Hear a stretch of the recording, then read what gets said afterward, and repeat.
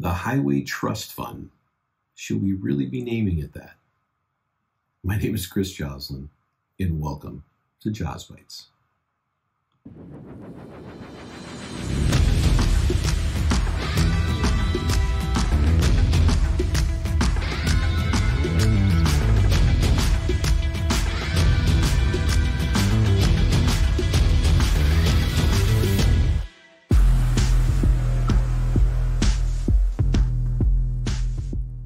Well, welcome again, everybody, to another edition of JOZ Bytes. I am your host, Chris Joslin, and this is JOZ Bytes. And we are going to be focusing in today on the Highway Trust Fund. Maybe not aptly named. We'll go through a little bit of it. And you, as always, are welcome to participate and put your comments on the YouTube videos. You can listen to this on Apple Podcasts, Spotify, a number of other platforms for podcasts that we're on. We welcome your feedback. We welcome your participation. And that's really what part of our goal is as iLevelLogistics.com, which comes across your screen if you're watching the video, iLevelLogistics.com. And, that's something you can go to. You can get your aggregated news for the transportation supply chain industry. You can get your finger on the pulse as a professional as to what's going on in the industry, and to develop your career, because these are big careers nowadays. You can get college degrees in it, etc., or you can come to an online platform like ourselves and get all kinds of information on a daily basis. Sign up and subscribe for free for our daily, which will come at you, as it says, daily, and you can again see all the things that are going on from places. Like you can have specific things that we put together under Data Bytes or Road Scholar, these videos, these audios. You can subscribe to the website and become part of iLevel U and engage in some of our upcoming live activities that we'll be announcing very soon. All of this is being done to generate more interest in bringing transportation logistics kind of out of the shadows, if it were, from behind the curtain. Us as a community, as consumers out there in the nation, should know how things get to where they go and why. And, part of that whole thing is kind of understanding overall how our highways and byways work. Since the early 1950s, actually 1956, is when there was a mechanism put into place to fund interstate highways. That's why it was put into place originally. And it was called the Highway Trust Fund. And, how does that work? As is a lot of things in our most recent history, it is being subsidized in a lot of ways that it probably shouldn't be. That's what do they say? The road to hell is paved with good intentions, right? But it's still a roadway to hell. So in any event, there's kind of a source of information as to how revenues were generated and are credited in the U.S. system for highways. Now, most of this, as you can imagine, whether it's named a tax or not, it's a tax by any other name is still a tax, right? A rose by any other name is still a rose. Is that the same? I don't know if that's the same. But a tax by any other name is still a tax. And tax on gasoline accounts for a huge percentage of what goes on. So Congress established this Highway Trust Fund back in 1956 as a way for the federal government to really fund the construction of the interstate highway system. And after much of that work was completed, spending shifted from that main initial impetus of funding the highway system to kind of managing and continuing to build upon that. And, the account was then administered by the, Federal Transit Administration. Now, 82, it was divided into a highway account and a mass transit account, each one being handled by two separate entities, the Federal Highway Administration for one, and the Federal Transit Administration for the other. And resources have always been difficult because right now the Congress is trying to, figure out a way to reauthorize something called the FAST Act, or call it something new, but which expires in September, at the end of September of this year. And the main difficulty around that is, of course, as is everything, funding. especially when you're spending trillions and trillions of dollars on other stuff that's infrastructure or not. Whether that goes through or not is another thing entirely, and it looks like the Republicans in the Senate have come up with an alternative plan that kind of focuses more in on traditional infrastructure projects as opposed to the omnibus kind of spending bill that the Biden administration has put forth, the $1.2 trillion. No, it's a lot of trillions. And so this is about $600 billion. But in terms of the highway trust fund, which I, again, as I mentioned a moment ago, find it kind of an odd way to put it, the revenue has to come from somewhere. And the federal coffers account for about 25% of the total spending on highway and transit projects. And most of that flows through the HTF. The remainder is financed by state and local governments, as it should be, because that's the federalist system that we have. But the revenue sources are a mixed bag. But as you can possibly imagine, almost everything is dominated by some sort of tax. Most of the tax on gasoline, diesel, and other fuel it accounts for about $36 billion of the overall federal trust fund on a year-to-year basis. It's about 82% of the revenue. That's as of 2019. And right now, the receipts on the 18.4 cent per gallon tax, federal tax, is about $26 billion. The rest, the 24 in some change per gallon on diesel, accounts for about $10 billion of that. And those taxes have been in place since 1993, and they haven't changed since then. So there's a lot of focus on how to change, if they should change it, because the way driving has changed over the years has to be viewed properly. You know, there's a lot of electric cars out now. There's a lot of more fuel-efficient cars out now. And so the ability for someone to drive further with less gasoline has impacted the scale dollars going toward these funds. So collectively, how do you look at this? There's a looming shortfall.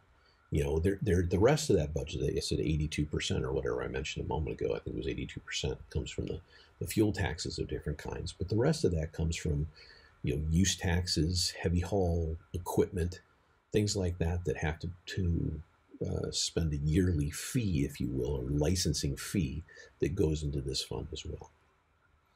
But the CBO projects that the balances in both highway and transit accounts for the Highway Trust Fund will be exhausted in another year and a half, less than a year, about a year and a half actually, if the current tax application applies.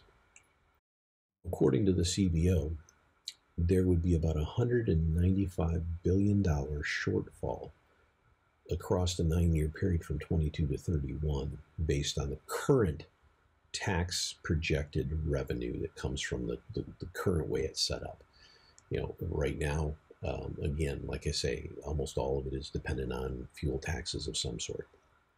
So, you know, based on these fuel efficiencies, based on driving further with less fuel, based on all this stuff, they need to retarget how to do this. So how do you save this fund? Well, there are several different ways people are projecting they should try to save this fund. Now, whether they should or not is kind of the reason for this conversation.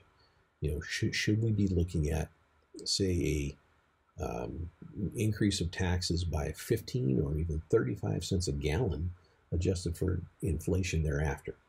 Those are a couple of different options. Using the 15-cent scenario, the HDF revenues would rise by $26 billion in 2023. This would eliminate the shortfall entirely and provide an additional $95 billion over the course of time up to 2031. If it's 35-cent scenario, the fund's revenue would rise by $60 billion in 2023, and the cumulative fuel tax receipts up through 31 would be about $627 billion more than the CBO projects is needed for the baseline on that, which is kind of overkill. But that's kind of the way things are done these days, is overkill, right? They throw out something that's way, way above and beyond the need or the expectation, with the understanding that somewhere in the negotiation process it would fall below that. Now, increasing taxes directly or even indirectly on consumers is not very popular, and would be a hard thing to move through Congress in any effect. So I kind of doubt that we will see anything but an incremental change in that right now. I could be wrong. It seems like the world we live in today, post-COVID, almost post-COVID, whatever you want to call it, seems to be chock full of opportunities for all of our elected officials to try to jam every single thing possible down our throats. And the thing I want people to always remember, and I'll say this repeatedly on a whole bunch of topics that I talk about, but you really do, I know it's an old adage, but you really do have to follow the money as to where this stuff comes from. And taxes can be called all kinds of things, and you can skirt around the issues of what is a tax and how it's applied and who has to pay for the tax, et cetera, et cetera. But ultimately, our world in the United States, at least, everything is dependent on you and I. We are the consumers of everything. We are the ones that consume services, products, etc. And the cost for doing those is always dictated by the cost for those providing things for us, services or products, etc. And as the cost of those services or products go up for those that are providing them for us, those trickle down to those paying for it. And then it's up to us, with the supply and demand ethos of economics today, to decide whether or not those things that we're paying for are worth what we're paying for them. And that's how the world adjusts. That's how free market and capitalism and free enterprise moves itself along in an evolving process that legitimately is the best workable arrangement that any country has ever come up with. There's a lot of debate around that, and I'm not here to debate that. But back to what we're talking about. Do you throw a big tax like 15 cents, 35 cents on the gallon into that to make up the deficit? Or, as more likely, is that you do one of two other things. You include some sort of tax for miles driven instead. Because that's certainly a way to turn around. Now, people that have bought electric cars, whether they were subsidized or not, are not going to like that a whole lot. The whole EV industry, which is being pushed dramatically, seems to me to be able to push that and put in the stations and everything else people are looking for. You'd almost have to have some kind of tax for the miles driven versus otherwise. The thing that's not thought out well in this kind of possibility or proposition is how much less people would drive. Now, this last year has shown us that people will change dramatically their habits to stay and work at home. And if they stay at work at home, are they driving as much? Perhaps they'll drive the same amount because maybe they won't fly as much. But all these things are interconnected in a web of activity that human beings in our society today, are a part of. And so nothing can be looked at in a vacuum. Things got to be looked at in context with each other.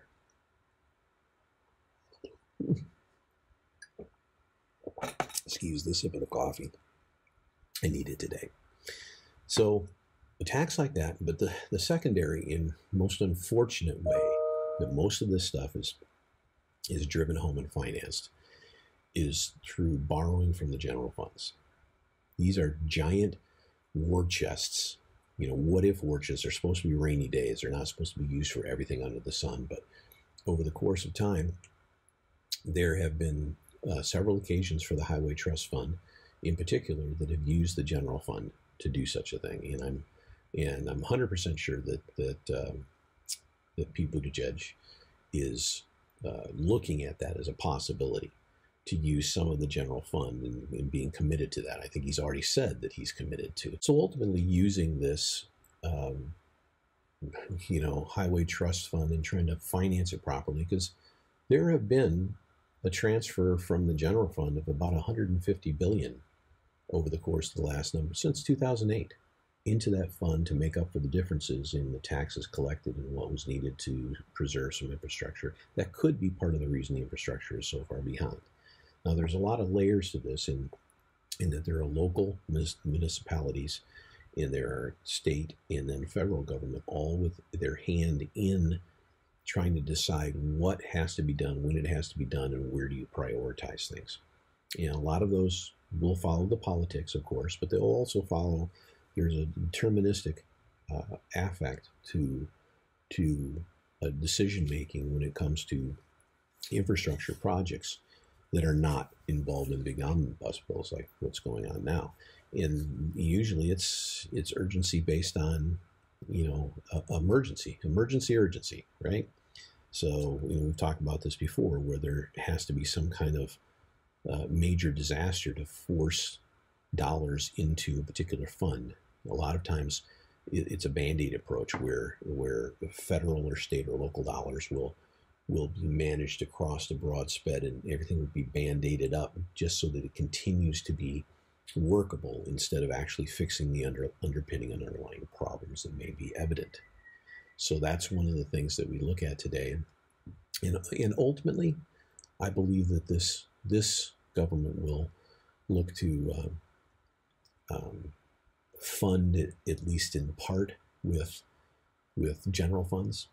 Now, the House lawmakers have already approved $13.6 billion lifeline for the Highway Trust Fund, which again, that comes from that was back in 2020. That was a lifeline to get it to the September 30th deadline. Now they could do that again and extend another lifeline. That would be my suspicion.